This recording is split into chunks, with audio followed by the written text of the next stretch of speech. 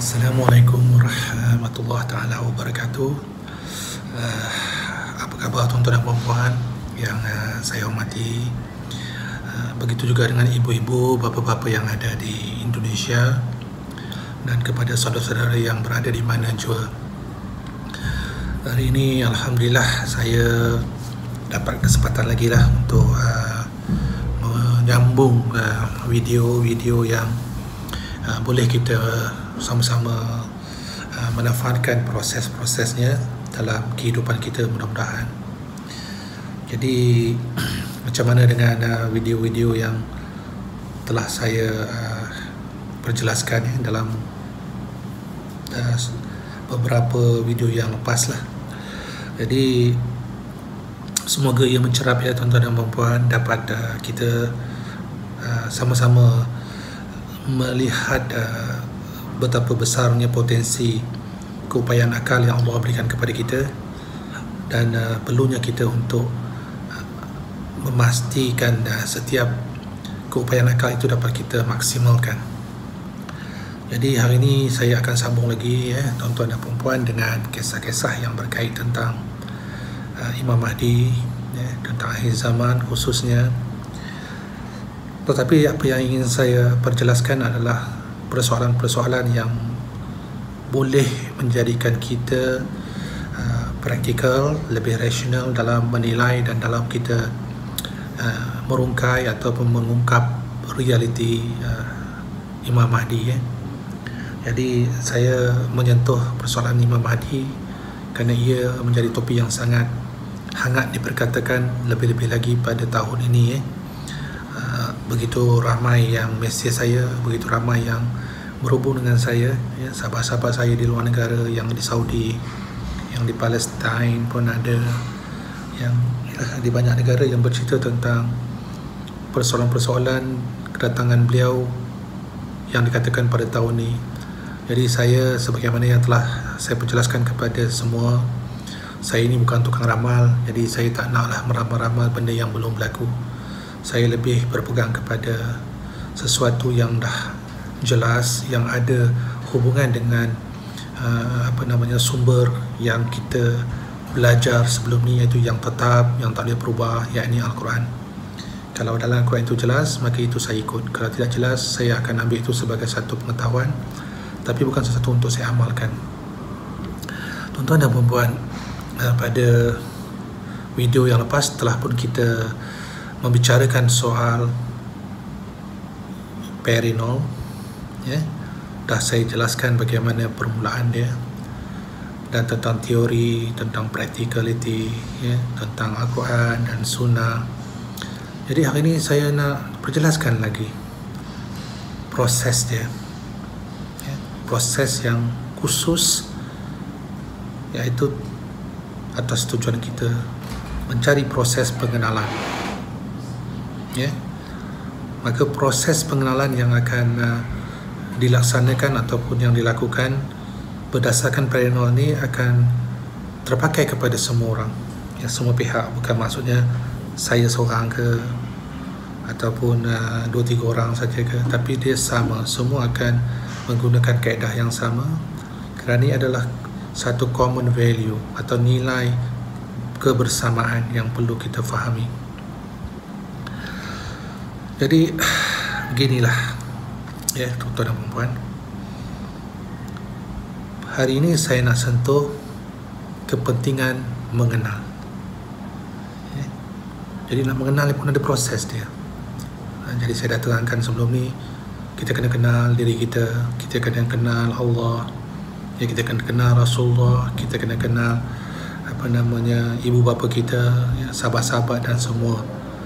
Tanpa kita mengenal, maka kita tidak akan ada keupayaan untuk melaksanakan tugasan ataupun amanah dengan sebaiknya. Malah kita akan melakukan kerosakan tanpa kita sedar. Jadi persoalannya di sini, proses mengenal ni dah saya terangkan sebelum ni, dah kena ada permulaan dia. Tapi bagaimana pula melihat prinsip-prinsip dia, dan bagaimana dan kenapa proses pengenalan ni wujud, dan apakah pendekatan atau penekanan yang perlu kita lakukan. Jadi pertama sekali tuan-tuan dan puan-puan, proses mengenali ada peringkat. Mengenal berdasarkan peringkat. Jadi kita nak kenal Imam Mahdi, kita tak boleh terus kenal macam tu. Kita nak kenal Rasulullah, kita tak boleh terus kenal terus macam tu. Mesti ada kaedah dia. Kita nak mengenal kapal terbang, kita nak mengenal kereta, nak mengenal sesuatu apa juga yang kita nak kenal, kita ada proses-proses yang perlu kita lalui, yang perlu kita tempuhi terlebih dahulu. Jadi tuan-tuan dan puan-puan, kita kena mengikut proses pengenalan, ada peringkat-peringkat dia. Okey, ini bercerita tentang nak kenal Imam Mahdi kan. Jadi saya berikan kaedah dia, teknik dia. Tuan-tuan dan puan-puan, pertama sekali ni harus difikirkan ya, diperhalusi lagi ya selepas ini. Perkara yang pertama yang saya katakan kepada tuan-tuan dan puan-puan dalam video-video yang sebelum ni, iaitu kita kena kenal diri kita dulu. Kita kena kenal diri kita rata-rata. Maksudnya kita kenal hujung rambut sampai hujung kaki. Kita kena kenal siapa kita sebenarnya. Bukan kita mengenal diri kita dengan nama kita. Bukan kita mengenal diri kita dengan wajah kita. Wajah itu hanya bersifat sementara di dalam perjalanan di atas muka bumi yang membezakan di antara satu sama lain. Tetapi yang akan mengenalkan kita,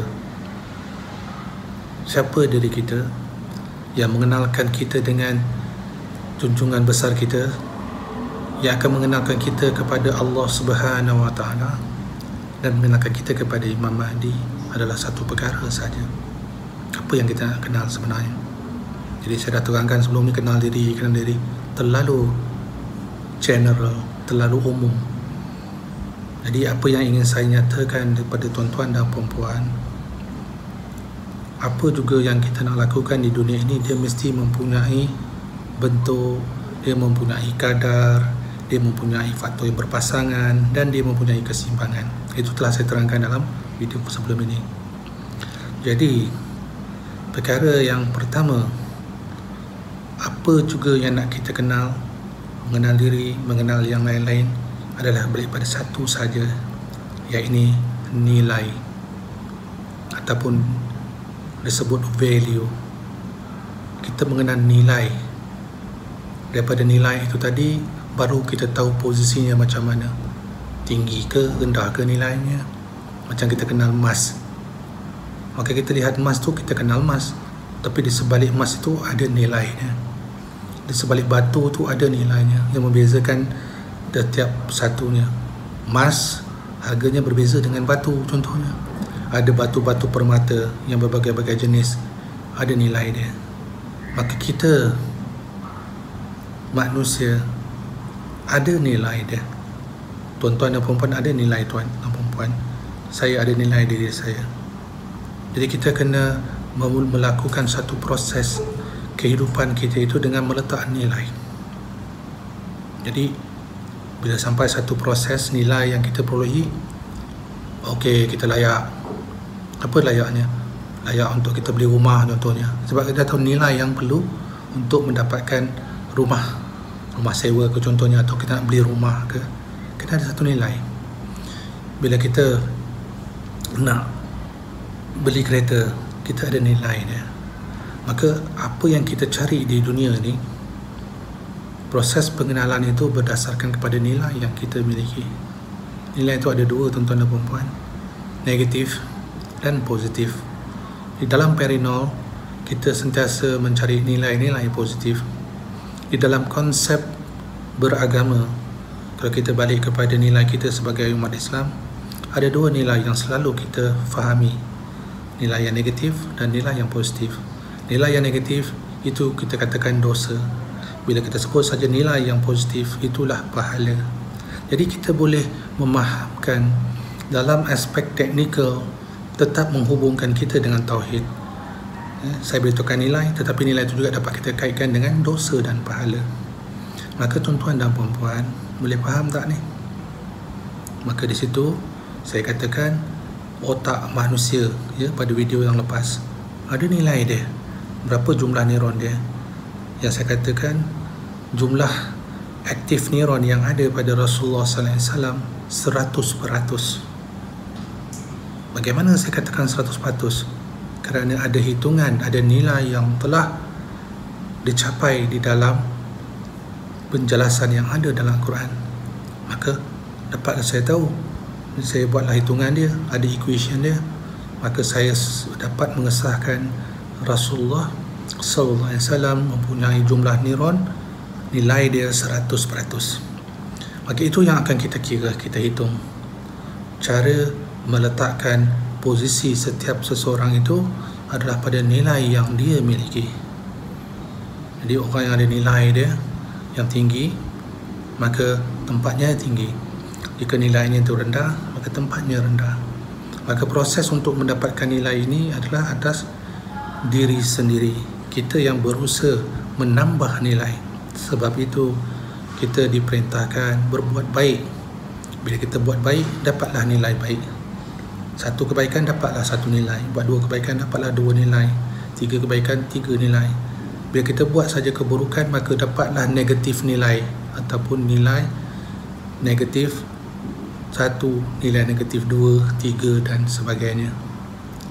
Boleh faham tuan-tuan dan puan-puan apa yang saya cuba jelaskan ni? Jadi saya masih lagi berlega dengan persoalan teknikal supaya tuan-tuan dan puan-puan dapat faham bagaimana otak manusia ini berfungsi. Berbalik kepada persoalan ini tadi, ya tuan-tuan dan puan-puan, ingin saya perjelaskan seperkara lagi. Ini juga penting.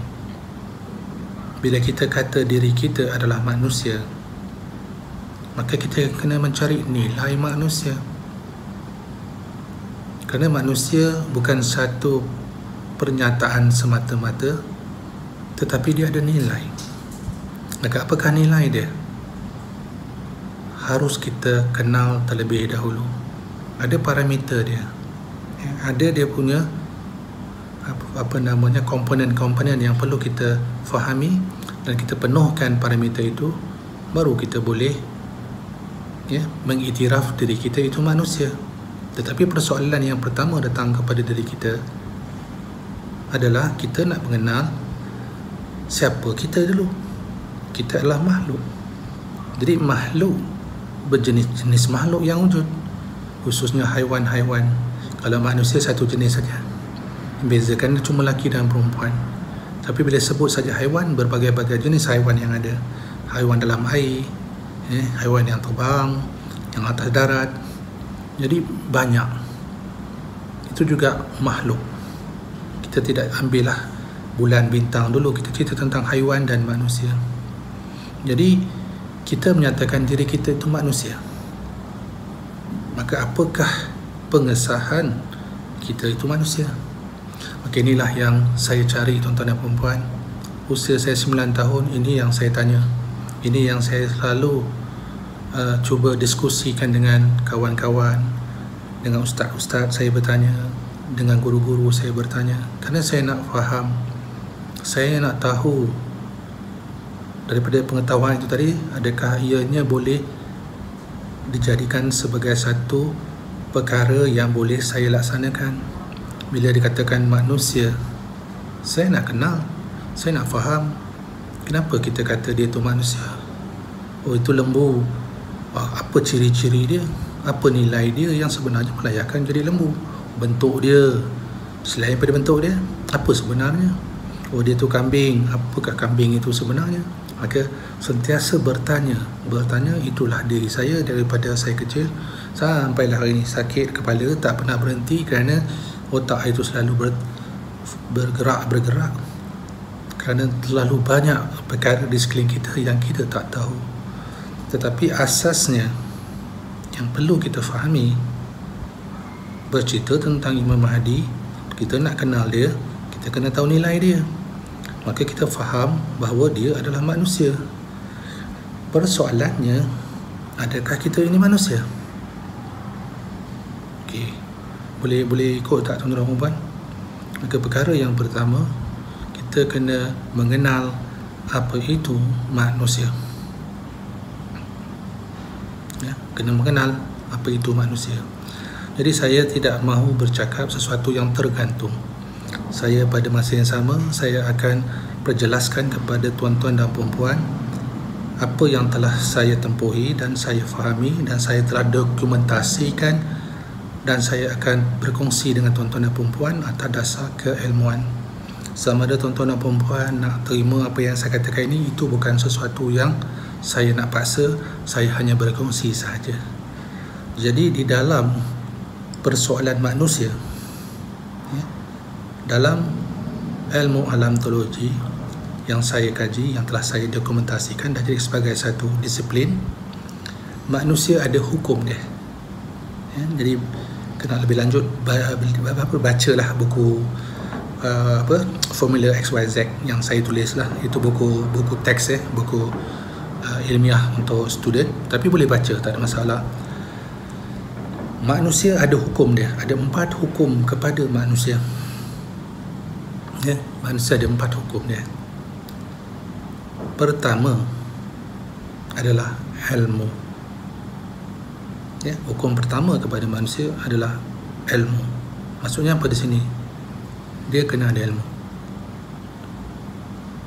Jadi bila sebut ilmu saja, apa sebenarnya ilmu? Dah soalan lagi yang sampai. Ilmu lah pal, ilmu pengetahuan tak sama ya tuan-tuan dan puan-puan.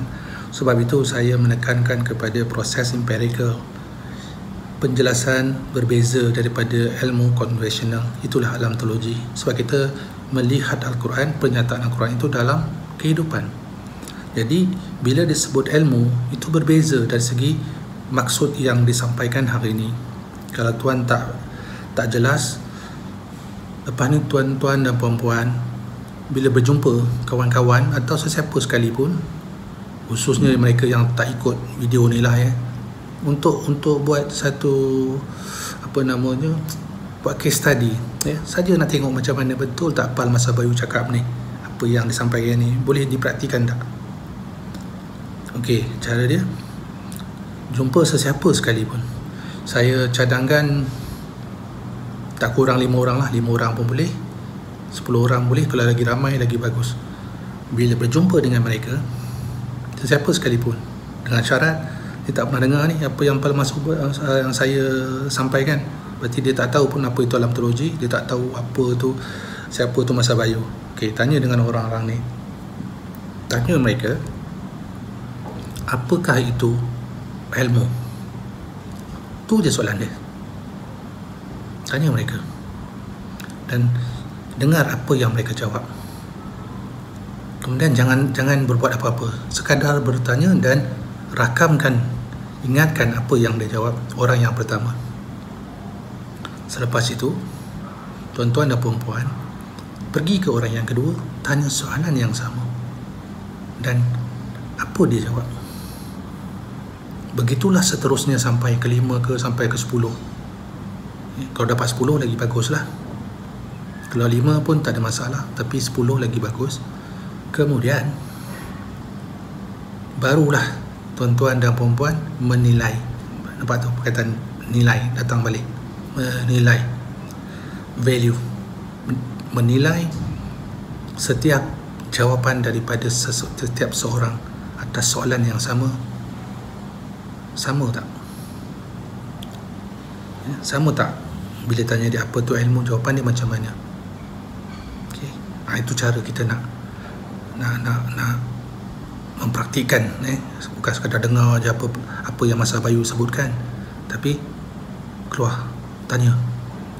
Tanya anak-anak pun tak apalah, kalau ada anak-anak, kalau ada suami kita tanya suami, kalau ada isteri tanya isteri, ke sesiapa sekalipun. Maka tuan-tuan dan puan-puan telah melalui satu proses yang akan menjadi ilmu kepada tuan-tuan dan puan-puan. Kenapa?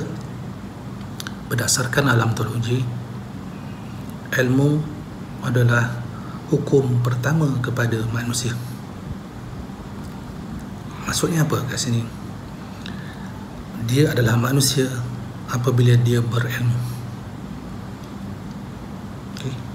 Tapi apakah itu ilmu? Okey, saya terangkan ya perlahan-lahan ya. Ini jawapan daripada saya. Okey. Maksud ilmu dari sudut alam teologi adalah pelaksanaan pengetahuan. Boleh faham ni? Pelaksanaan pengetahuan itulah ilmu. Apa juga yang kita dengar, okey, apa juga yang kita disampaikan, apa juga yang kita lihat, sama ada daripada ustaz ke, daripada syekh ke, daripada imam, sesiapa sekalipun, ataupun daripada cikgu ke, daripada lecturer ke, daripada profesor, sesiapa sekalipun, mungkin kita pergi dengar ceramah di masjid ke dan sebagainya, apa yang masuk ke dalam kepala kita, dalam dada kita, yang kita dengar, itu semua adalah knowledge ataupun informasi sahaja. Itu bukan ilmu, itu adalah pengetahuan ataupun informasi. Boleh tangkap tak ni? Jadi apa maksudnya sebenarnya? Selagi apa yang kita dengar kita belum praktikkan, apa yang kita baca kita belum praktikkan, itu sekadar berlegar pada ruang pengetahuan saja. Oh dia tahu, dia hanya pengetahuan. Oh itu orang yang berpengetahuan. Faham ya?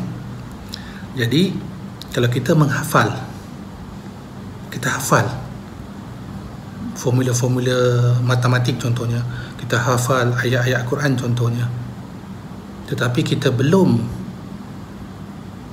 mengamalkan, belum melakukan apa-apa pun daripada apa yang kita baca ataupun kita hafal, itu adalah orang yang berpengetahuan. Dia tahu ayat tu, dia tahu ayat ni, oh dia tahu tentang tu, dia tahu tentang ni, tetapi dia bukan orang yang berilmu. Faham di sini? Kerana ilmu adalah pelaksanaan apa yang dia tahu. Contohnya, saya menyampaikan ilmu saya kepada tuan-tuan dan puan-puan. Jadi tuan-tuan dan puan-puan menerima ilmu saya, tetapi pada tuan-tuan dan puan-puan adalah pengetahuan sahaja. Kenapa? Sebab tuan-tuan dan puan-puan belum buat apa-apa dengan apa yang tuan-tuan puan-puan tahu. Selagi tidak melakukan apa-apa atas apa yang kita tahu, itu adalah pada peringkat mereka-mereka yang berpengetahuan. Boleh faham ni? Jadi maksud dekat sini, kita berkata dan kita melaksanakan apa juga yang kita lakukan pasti berteras atas apa yang kita tahu. Maka apabila itu berlaku, pengetahuan campur pelaksanaan bersamaan dengan ilmu.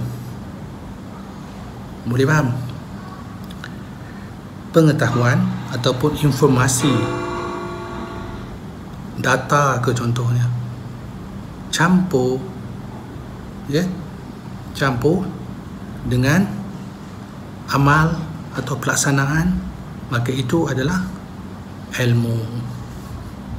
Maka di sini jadilah orang-orang yang berilmu, berbeza dengan orang-orang yang berpengetahuan.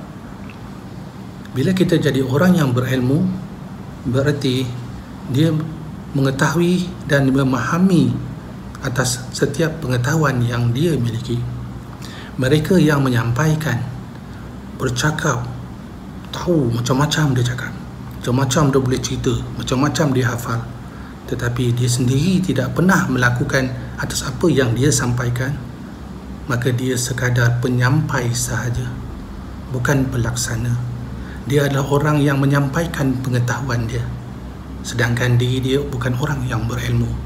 Maka di sinilah bahayanya apabila kita tidak mengenal setiap sesuatu perkara daripada awal.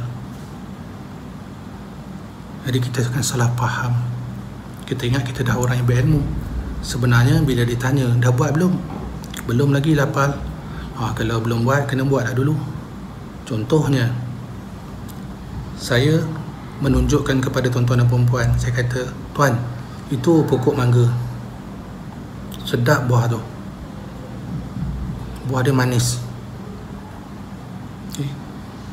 Jadi kerana saya bercakap, kerana saya dah makan buah tu, saya dah pernah petik buah tu, tetapi buah yang baru saya tak tahu rasa macam mana, tapi maksudnya saya kenal tu buah mangga sebab saya pernah makan. Maka saya orang yang berilmu tentang buah mangga. Tetapi tuan pertama kali melihat buah mangga, bila saya terangkan, oh baru tuan tahu, oh itu buah mangga. Tapi tuan tidak berilmu lagi dengan buah mangga. Maka apa yang perlu tuan lakukan? Pergi petik buah mangga tadi tu, makan. Bila makan, dia berserta dengan rasa, berserta dengan semua yang ada dalam buah mangga tu tadi. Maka tuan-tuan dan puan-puan atau tuan yang ambil tadi tu, oh begini rasanya. Maka tuan dah menjadi orang yang berilmu pada buah mangga. Faham ya proses ni? Jadi inilah yang akan mengenalkan kita dengan practicality. Nampak mudah, nampak simple aja penjelasan saya, tetapi nak memahamkan prosedur-prosedur ini sangat sukar kalau kita tidak betul-betul memahami setiap sesuatu itu ada cara dia, ada aturan dia. Jadi tuan-tuan dan puan-puan, dalam soal ini kita melihat kesan-kesan yang berlaku di dunia pada hari ini. Kita melihat keadaan umat Islam hari ini. Kenapa jadi macam ni? Kita ditindas, kita diperkotak-katikkan kerana dominan faktornya ataupun dalam status pendidikan kita hari ini, kita belajar sistem pendidikan yang menjadikan kita orang-orang yang berpengetahuan, bukan orang-orang yang berilmu. Inilah yang akan memberi kesan dan telah pun menjadi duri dalam daging, menjadi racun dalam kehidupan masyarakat dunia hari ini. Dan kita telah pun diprogramkan untuk menjadi hamba kepada manusia. Jadi datanglah programming dia, ya? Pihak-pihak yang sengaja meletakkan sistem pendidikan itu untuk memprogramkan manusia. Lalu kita pergi ke sekolah, kita pergi ke universiti, kita jadi macam mesin photostat saja apa yang orang sampaikan dan kita sampaikan, tetapi kita tidak pernah mempraktikkan dalam kehidupan kita atas apa yang kita tahu ataupun kita pelajari. Maka atas sebab itulah hari ini kalau kita lihat teras pendidikan, maka teras pendidikan hari ini melahirkan mereka-mereka yang berpengetahuan, tetapi tidak ada proses yang melahirkan ilmuwan. Maka atas sebab itulah dunia Islam ketinggalan, kerana kita tidak lagi menzahirkan ilmuwan. Jadi kita hanya sekadar membacakan sesuatu yang telah disampaikan kepada kita. Yang menyampaikan pun adalah orang yang berpengetahuan atas apa yang dia dapat daripada guru dia. Bila dia tanya pada dia, dia pun tak pernah buat. Dia kata dia dapat ini daripada seseorang, dia bagikan kepada kita. Dia sebagai guru kita dapat, kita pula sampaikan kepada murid kita ke contohnya. Maka kita ni sekadar macam postman saja, tak tahu pun apa isi surat. Kita hanya tukang hantar. Tapi bila ditanya apa ada dalam surat tu, kita pun tak tahu. Ataupun bila kita tunjukkan buku, kita hanya baca buku. Tetapi bila ditanya tentang apa isi buku itu sebenarnya, kita kata kita pun tak tahu dari segi praktikal, tapi kita tahu dari segi isinya saja. Maksudnya kita tak faham sebab kita tidak pernah melakukan proses practicality. Maka di sini datangnya persoalan iman dan takwa. Di sini datang persoalan iman dan amal. Orang-orang yang beriman, belum tentu dia bertakwa. Takwa ini adalah proses pelaksanaan iman. Boleh faham? Orang yang bertakwa pasti dia beriman. Orang yang beriman belum tentu dia bertakwa. Jadi ini konsep yang boleh kita gandingkan apabila kita bercerita tentang paranormal, apabila kita bercerita tentang proses-proses yang berkait tentang ilmu. Kenapa pentingnya persoalan ini? Kerana saya dah terangkan tadi, hukum manusia ada 4. Jadi yang pertama adalah ilmu. Jadi saya jelaskan dulu tentang ilmu. Ada hukum yang kedua? Ada. Ya. Saya ceritakan yang pertama, kena berilmu. Berarti kita manusia kena melakukan perjalanan hidup dengan pengetahuan dan pelaksanaan. Selagi kita sendiri tidak pernah melakukan, maka kita tidak akan jadi manusia lagi. Kerana hukum, bila hukum tak penuh, yang pertama, kita ni adalah makhluk yang berjalan di atas muka bumi, yang mempunyai sifat, mempunyai bentuk yang kita kenali sebagai manusia, tetapi kita sendiri tidak menyedari siapakah kita. Itulah dikatakan haiwan natik, haiwan yang berkata-kata, yang berjalan di atas muka bumi tapi tak kenal siapakah diri dia, kerana dia tidak berilmu. Boleh faham kan sini? Itu hukum yang pertama. Nak kupas ni luas lagi, macam-macam kita boleh kupas, tapi kita perlahan-lahan ya, tuan-tuan dan puan-puan. Jadi itu yang pertama. Yang kedua, ya, hukum kedua manusia, adab. Adab. Apa tu adab? Adab, akhlak. Bukan ke akhlak kena ada dulu baru ada adab? Baru ada ada ilmu. Jadi percanggahan proses. Ini semua punca dia. Kenapa kita tidak melalui aturan? Di mana fakta dia adab? Adab itu adalah suatu pelaksanaan atas ilmu. Ilmu itu kemudian diatur dengan meletakkan hubungan dengan Allah dan hubungan dengan sekeliling. Maka apakah itu adab? Hablum minallah dan hablum minan nas pada ilmu. Boleh faham ni? Hablum minallah, hubungan dengan Allah. Hablum minan nas, hubungan dengan makhluk, dengan manusia, berdasarkan ilmu yang dia miliki. Maka kena ada ilmu. Nak masak kena ada ilmu, nak makan kena ada ilmu, nak buat kereta kena ada ilmu. Tapi selepas tu cara nak bawa kereta, cara kita nak makan, cara kita nak tidur dan segala-galanya itu tadi mesti ada adabnya. Jadi kena ada ilmu dulu berdasar dalam teologi. Kalau nak kata tuan-tuan dan tuan-tuan betul, cara tuan betul, itu saya tak boleh katakan apa-apa. Saya bagi contoh, saya bagi perkongsian. Kena ada hukum yang pertama, ilmu. Hukum yang kedua pada manusia adalah manusia itu mempunyai adab. Kita bukan macam haiwan. Kalau kita tengok haiwan, kita fahamlah masuk haiwan macam mana kan. Tengah jalan ke, dia suka-suka dia lah, dia nak buat apa pun, dia haiwan. Dia tidak tertakluk dengan hukum X. Tapi manusia kita ada adab.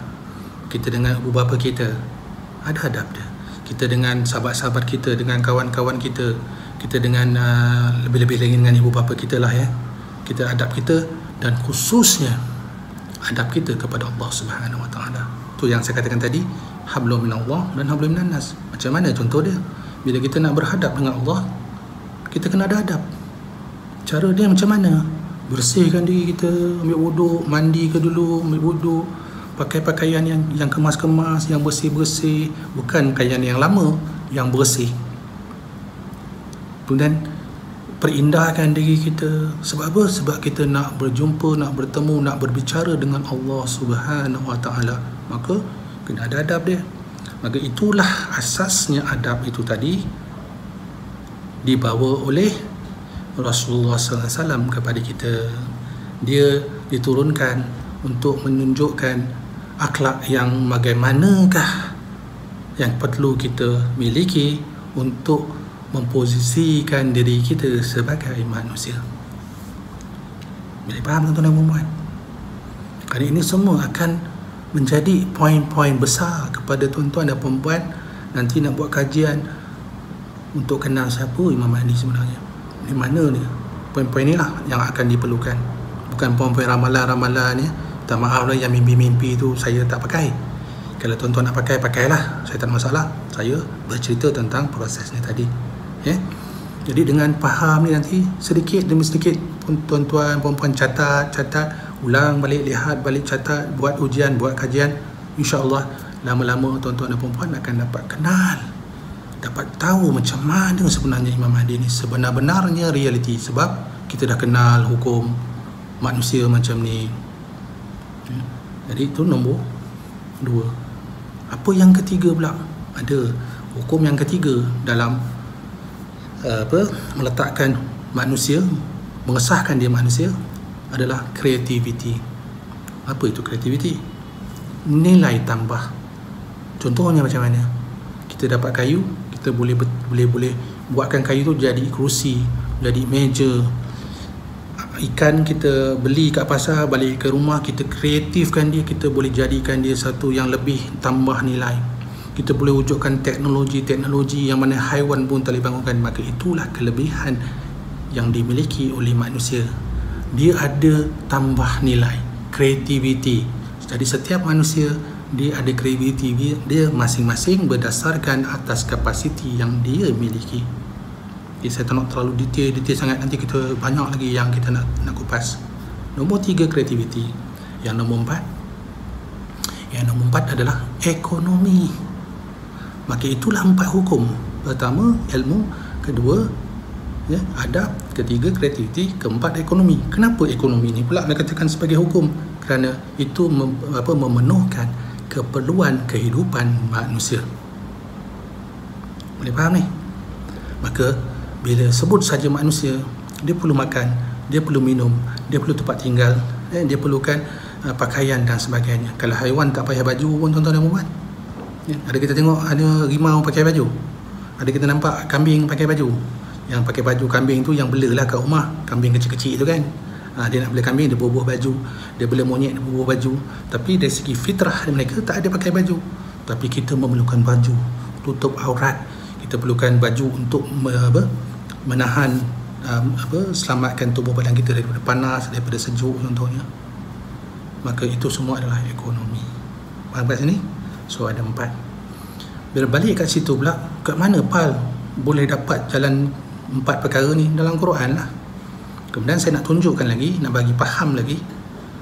Lihat sejarah perjalanan Rasulullah. Macam mana? Bila Rasulullah berhijrah daripada Mekah ke Madinah, sampai saja dia di Madinah, dia buat apa? Apa perkara pertama yang dia lakukan? Dia bina masjid. Jadi sesiapa tuan-tuan dan perempuan pergi ke Madinah, masjid tu itulah yang dia binanya. Sebelum tu adalah yang masjid dua kiblat tu, tapi kita cerita tentang proses di Madinah lah ya. Dia hijrah ke Madinah, bukan di situ dia mencari Madinah. Sampai saja ke Madinah, perkara pertama yang dia bina adalah masjid. Maka masjid itu adalah perlambangan ilmu. Jadi bila sebut saja ilmu, pengetahuan ini, maka di situ mutlak dia ke mana akhirnya? Maka ilmu itu milik Allah. Segala pengetahuan adalah milik Allah. Saya terangkan sebelum ni bagaimana pengetahuan-pengetahuan yang ada pada Nabi Adam. Maka Nabi Adam diajar oleh Allah, maka itu turunlah sampai kita. Dan dimasuk dekat sini, segala-galanya apabila kita sebutkan ilmu, itu milik Allah. Maka perkara yang pertama dibina, diletakkan adalah masjid yang melambangkan pusat ilmu. Dan turunnya ayat Quran yang pertama adalah Iqra bismi rabbikal ladzi khalaq. Iqra tu baca. Ilmu dah ada di situ. Bila baca, laksanakan. Jelas? Maka hukum yang pertama ilmu. Perkara yang kedua apa yang telah dibina oleh Rasulullah semasa di Mekah? Dia bina suq, pasar. Dia tunjukkan di mana pasar, bangunkan pasar untuk pastikan tidak ada diskriminasi kepada umat Islam. Jadi faham tuan-tuan dan perempuan? Kita boleh kupas lagi. Jadi sambil-sambil tu saya terangkan ni, tuan-tuan dan perempuan, lepas ni buatlah kajian-kajian ni. Lepas ni kita sama-sama boleh berdiskusi. Jadi ada 4: ilmu, adab, kreativiti dan ekonomi. Boleh faham? Jadi keempat-empat inilah yang meletakkan, memposisikan kita sebagai manusia. Ada tak lagi? Ada. Itu baru jadi manusia. Apa lagi? Pertama, dah jadi manusia, ada peringkat yang seterusnya. Apa dia? Kita kena tahulah kita ni lelaki ke perempuan. Lelaki perempuan pun ada hukum dia, ada.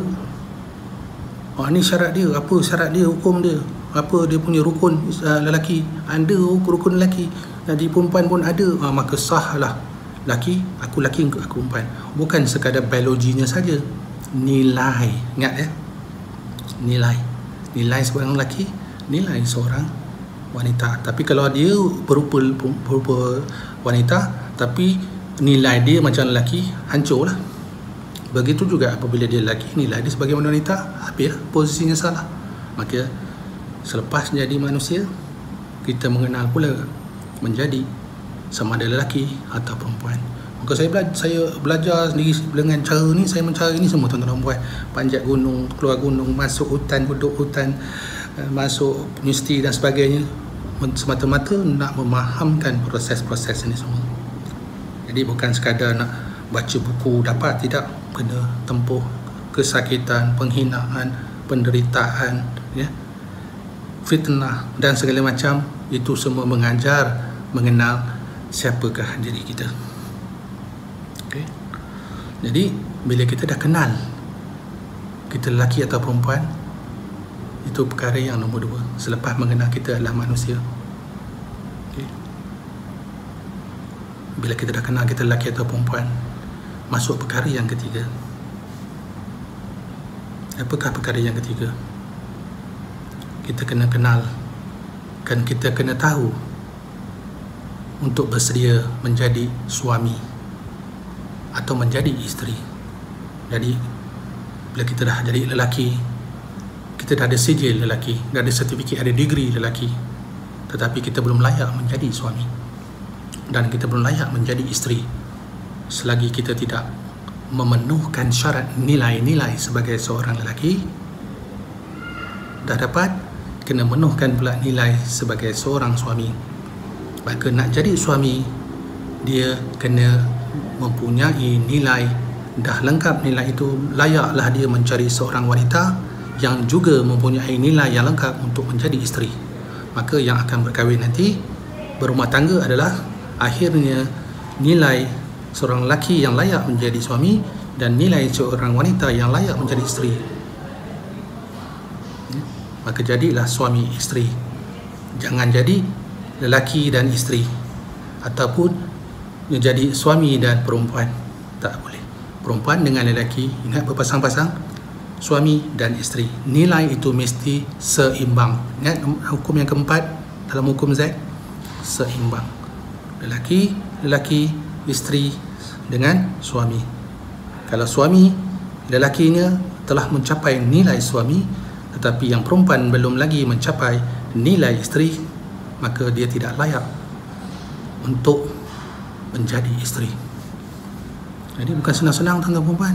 Tengok-tengok je, oh, saya suka dengan dia. Tengok apa? Tengok kening dia, suka nak kening dia tu. Ambil jadi isteri. Oh, saya suka tengok hidung dia. Hidung tu pun saya suka jenis hidung dia macam tu, saya jadikan dia suami. Bukan nilai dia. Selepas itu apa? Maka selepas itu naik derajat lagi. Buatlah persediaan mencari nilai sebagai seorang bapa yang bagi lelaki, dan nilai menjadi seorang ibu bagi yang perempuan. Ya tuan-tuan dan perempuan, naik ada tingkatnya tadi tu. Ini semua proses parental ni. Nak cerita tentang Imam Mahdi yang ini, kita kena hafizkan dulu, kena hafalkan dulu, kena laksanakan dulu, kena faham dulu. Dah jadi suami, maka dia kena meningkatkan lagi nilai diri dia, terus menjadi bapa. Kerana dalam proses ni tak boleh melompat terus daripada lelaki jadi bapa, tak boleh, dia kena ikut step by step. Faham ya?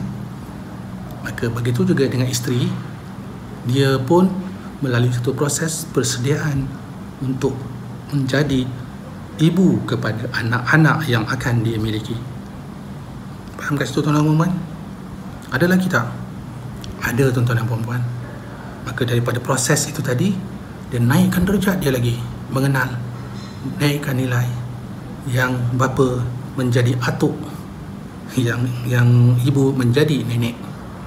maka gandingan itu berlaku, maka harmonilah perjalanan dan hidup dalam sebuah keluarga yang akan membentuk rumahku, syurgaku. Maka disitulah permulaan syurga yang akan menjadi titik perjalanan hingga ke syurga yang kekal abadi apabila sampai masanya di akhirat nanti. Rumahku, syurgaku. Bukan tiba-tiba boleh dapat, ada proses dia. Dan itu akan berlaku apabila kita berpaksikan kepada Al-Quran dan Sunnah Rasulullah SAW. Apabila kita telah memiliki ini semua, tuan-tuan dan puan-puan, maka dia akan lengkapkan keseluruhan proses itu tadi, daripada manusia, lelaki, suami, bapa, atuk, dia lengkapkan keseluruhan itu tadi. Akhirnya kita dapat mengenal satu proses bersamaan dengan hamba kepada Allah yang Maha Esa. Itu pun ada proses dia nanti. Jadi tuan-tuan dan puan-puan, saya secukuplah sampai saat ni dulu. Ada lagi nak cakap ni sebenarnya, tapi dah lewat pun. Jadi ini sajalah untuk hari ini. Semoga apa yang saya sampaikan tadi dapat sama-sama, ya, kita sama-sama menjadi orang yang berilmu, bukan orang yang berpengetahuan. Ingat tuan-tuan dan puan-puan, kita jangan duduk di atas tempat menyampaikan, bercerita dengan orang lain selagi kita sendiri tidak melaksanakan. Berhenti bercakap tetapi melaksanakan. Kerana itu tuan-tuan dan puan-puan, hari ini saya berani bercakap dengan tuan-tuan dan puan-puan kerana apa yang saya sampaikan kepada tuan-tuan dan puan-puan adalah atas apa yang telah saya lakukan dalam hidup saya. Sebab itu saya katakan daripada video-video yang sebelum ini, saya bukan bercerita tentang kisah orang lain. Sebab itu saya tak tahu. Saya bercerita tentang kehidupan saya, yang mana saya mempunyai sifat fitrah yang sama macam tuan-tuan dan puan-puan.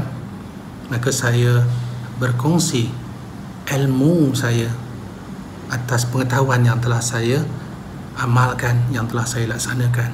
Maka tuan-tuan dan puan-puan, begitulah akhirnya nanti kita akan dapat mengenal bahawa Imam Mahdi, orang yang akan melalui proses yang sama, manusia, lelaki, suami, kemudian bapa dan sebagainya. Kerana itu juga yang ditempuh oleh Rasulullah SAW. Beliau juga bapa, beliau juga seorang suami dan seorang atuk. Jadi jangan kita nafikan benda-benda, perkara-perkara yang telah berlaku, dan kita terlalu memberatkan perkara-perkara yang belum berlaku, dan kita yakin dengan benda yang kita sendiri belum lakukan, belum lagi kita laksanakan. Untuk itu tuan-tuan dan puan-puan, semoga untuk sesi hari ini membuka lebih lagi perkara-perkara yang mendatangkan kebaikan, dan tuan-tuan dan puan-puan dapat dianugerahkan, dan kita semua dengan malam sebesar-besar malam, sehebat-hebat malam, malam 1000 malam kepada kita, insya-Allah. Assalamualaikum warahmatullahi taala wabarakatuh.